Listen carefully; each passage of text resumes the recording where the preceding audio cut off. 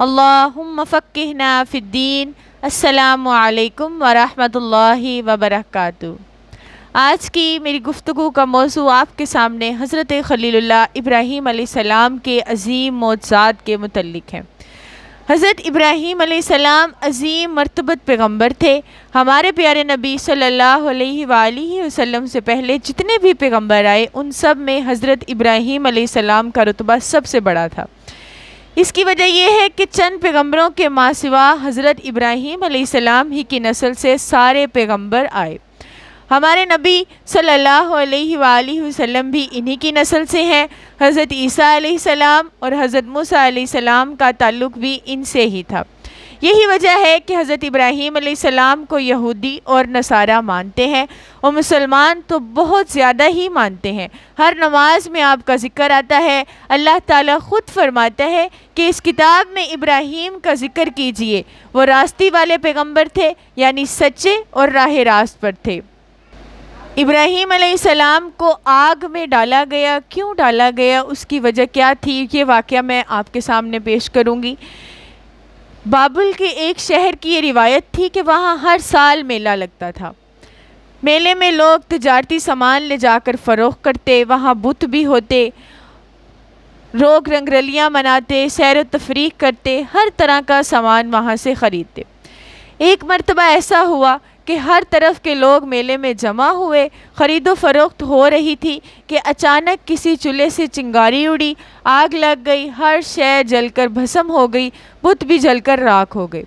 حضرت ابراہیم علیہ السلام نے یہ منظر دیکھ کر کہا کہ یہ بت اپنے آپ کو آگ سے نہیں بچا سکا تو یہ کس طرح معبود کہلائے گا۔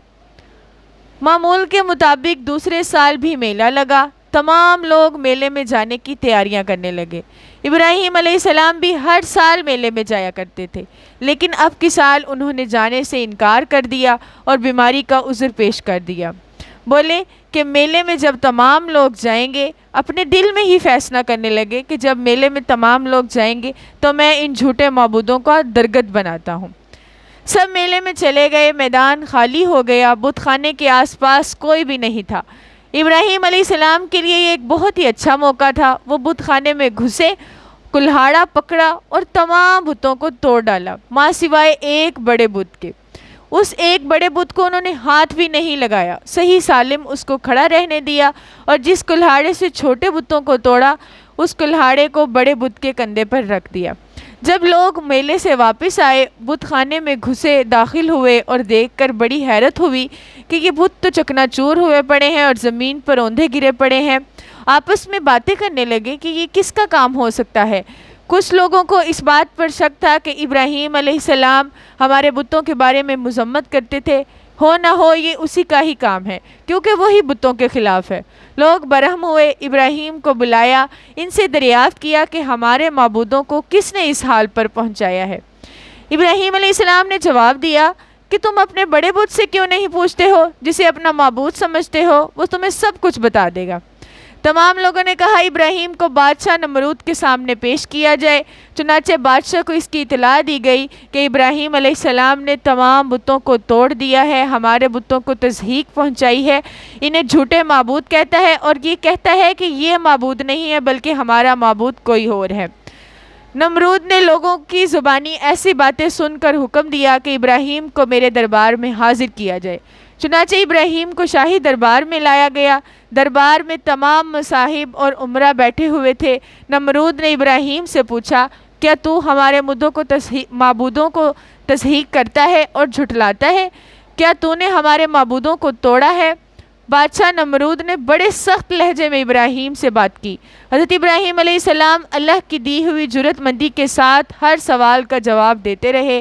حضرت ابراہیم علیہ السلام نے کہا، یہ سب تمہارا معبود ہی بتا سکتا ہے، انہی سے پوچھ لو تو بہتر ہے۔ شاہی دربار میں سردار، امراء اور مصاحب سب ہی بیٹھے تھے اور بادشاہ اور ابراہیم علیہ السلام کے درمیان ہونے والی تمام باتیں سن رہے تھے۔ سب نے کہا کہ یہ کیا بول سکتے ہیں، یہ بت بھی کوئی باتیں کر سکتے ہیں؟ پھر ابراہیم علیہ السلام نے ان کی بات پر جواب دیا کہ جو نہ دیکھ سکتے ہیں، نہ بول سکتے ہیں، نہ سن سکتے ہیں، نہ ہی تمہاری کوئی آرزو پوری کر سکتے ہیں، پھر کس طرح تم نے انہیں اپنا معبود بنا لیا؟ میرا رب مارتا ہے اور جلاتا بھی ہے، اور جو چاہے کرتا ہے، اور تمہیں اور تمہاری بنائی ہوئی چیزوں کو وہی پیدا کرتا ہے اور وہی تمہارا معبود ہے۔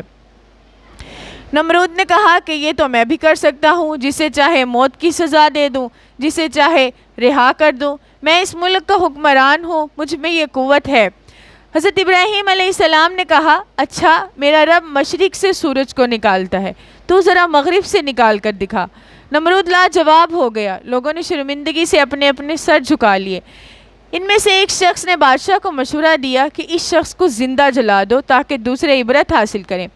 حضرت ابراہیم علیہ السلام نے اپنی قوم سے پھر کہا اے لوگو، تم اس کو اپنا معبود بتاتے ہو جسے تم نے خود اپنے ہاتھوں سے تراشا ہے۔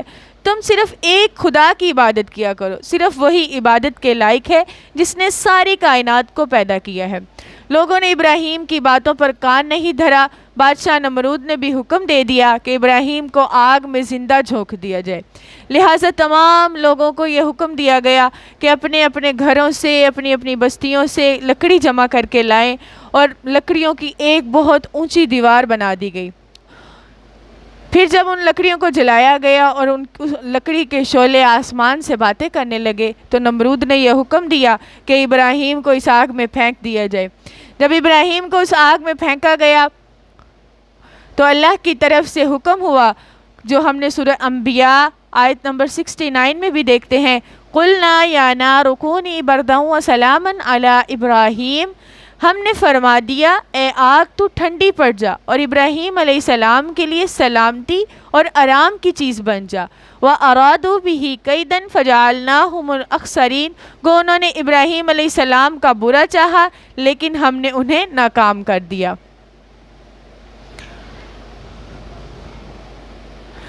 اب اس وقت وہاں پر تمام تماشائی موجود تھے جو یہ دیکھنا چاہ رہے تھے کہ اس نے ہمارے معبودوں کو توڑا ہے، اب اسے یہ سزا ملے گی۔ آتش کدہ نمرود حضرت ابراہیم علیہ السلام کا کچھ نہ بگاڑ سکا۔ اللہ نے ابراہیم علیہ السلام کو جلنے سے بچا لیا، اور آگ نے حضرت ابراہیم علیہ السلام کے کپڑے تک بھی نہیں چھوئے، بلکہ اتنی رسی جلا دی جس سے حضرت ابراہیم علیہ السلام کو باندھا گیا۔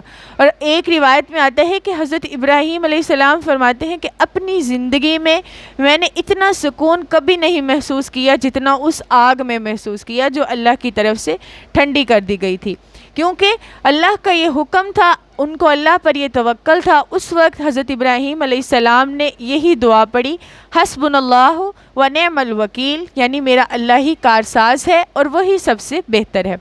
اگرچہ حضرت ابراہیم علیہ السلام اپنے والد کو بہت پہلے ہی چھوڑ چکے تھے کیونکہ وہ بھی بت پرستی کرتے تھے، لیکن ان کے لیے اکثر دعا کیا کرتے تھے کہ وہ راہ راست پر آ جائیں۔ لیکن اللہ تعالیٰ نے حضرت ابراہیم علیہ السلام کو وحی کے ذریعے حکم دیا کہ مشرک اور کافر اور گمراہی اختیار کرنے والوں کے لیے دعا نہ کریں، کیونکہ ان کا باپ بھی گمراہ لوگوں میں شامل تھا، اس لیے دعا کرنے سے منع کیا گیا۔ اللہ کے نزدیک توبہ اسی کی قبول ہوتی ہے جو موت سے پہلے توبہ کر لے اور نیک عمل بھی کرے۔ اصل نیک عمل ایمان ہے۔ آپ نے تبلیغ کا سلسلہ جاری رکھا لیکن گمراہ قوم کے اندر کوئی تبدیلی نہیں آئی۔ اتنا بڑا معجزہ دیکھنے کے بعد بھی کوئی ایمان نہیں لے کر آیا سوائے حضرت لوط علیہ السلام کے۔ روایات اور تاریخ کے مطابق اس وقت جب حضرت لوط علیہ السلام ابراہیم علیہ السلام پر ایمان لے کر آئے تو ان کا تعارف یہ ہے کہ حضرت لوط علیہ السلام بھی آپ صلی اللہ علیہ وسلم ہی کے زمانے میں سے تھے، وہ بھی آپ کے رشتے کے بھائی تھے، دور کے رشتے کے بھائی تھے۔ وہ بھی حضرت ابراہیم علیہ السلام کے ہمراہ فلسطین روانہ ہوئے۔ حضرت ابراہیم علیہ السلام فلسطین میں بھی تبلیغ کرتے تھے، لیکن گمراہ قوم میں کوئی تبدیلی نہ آئی۔ آپ کی زندگی انہوں نے اور اجیرن کر رکھی، آپ کو ستاتے اور پریشان کیا کرتے، جس سے آپ کا جینا دو بھر ہو گیا تھا۔ چنانچہ تنگ آ کر آپ نے ہجرت کرنے کی ٹھان لی، سامان سفر باندھا اور فلسطین کی طرف روانہ ہو گئے۔ روایات کے مطابق شاہی خاندان سے آپ کی رشتہ داری تھی، حضرت لوط علیہ السلام کی شاہی خاندان سے رشتہ داری تھی، وہ بھی حضرت ابراہیم علیہ السلام کا رشتہ دار تھے، اس لیے شاہ مصر نے آپ کی بڑی آؤ بھگت کی، آپ کو ماننے لگا اور مہمان کی حیثیت سے ٹھہرایا۔ آپ نے شاہ مصر کو بھی اسلام کی دعوت دی اور نیکی کا رستہ بتایا۔ شاہ مصر عیش پرست تھا اور گمراہی میں مبتلا تھا، اس لیے حضرت ابراہیم علیہ السلام کے نزدیک قابل اعتبار نہ تھا۔ حضرت ابراہیم علیہ السلام ایسے پیغمبر تھے جن کی ساری زندگی آزمائشوں میں گزری، لیکن انہوں نے کیا کیا؟ انہوں نے صرف اپنے رب پر توکل کیا، انہیں صرف اللہ پر بھروسہ تھا کہ اللہ کی ذات ایسی ہے جو انسان مجھے کوئی نقصان نہیں پہنچا سکتے، میرا کچھ نہیں بگاڑ سکتے۔ کیونکہ انہیں اللہ پر پورا توکل تھا، اور وہ ہمیشہ یہی کہتے تھے حسبنا اللہ و نعم الوکیل، یعنی اللہ ہی میرا کارساز ہے اور وہی سب سے بہتر کارساز ہے۔ ہمیں بھی اللہ تعالیٰ اپنا توکل قائم کرنے کی توفیق عطا فرمائے اور ہدایات پر عمل کرنے کی توفیق عطا فرمائے۔ وآخر دعوانا ان الحمد للہ رب العالمین۔